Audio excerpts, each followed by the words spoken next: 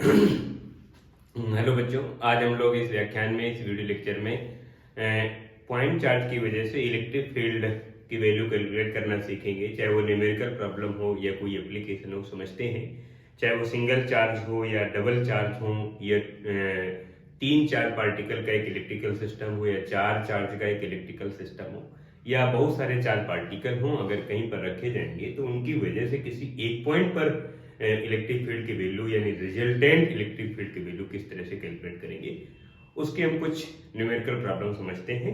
देखते हैं पहली numerical problem. Example first.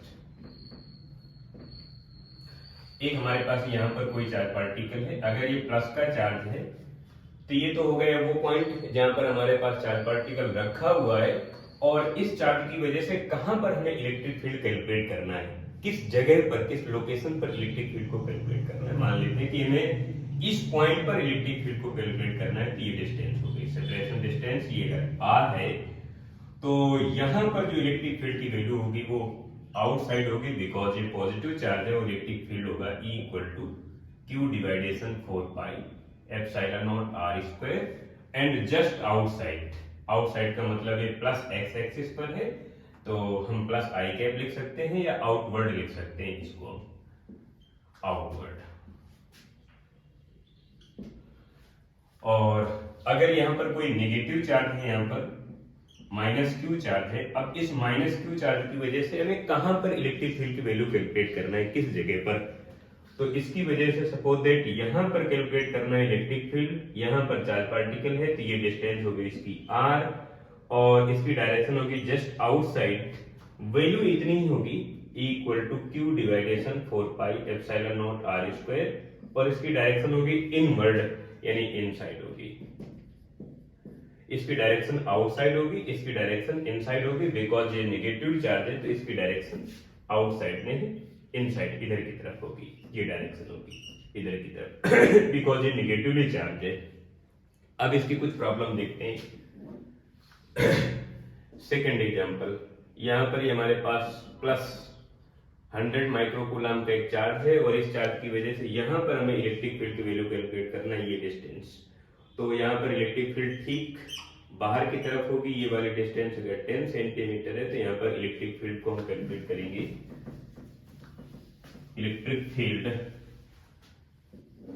E equal to Q over 4 pi epsilon naught R square.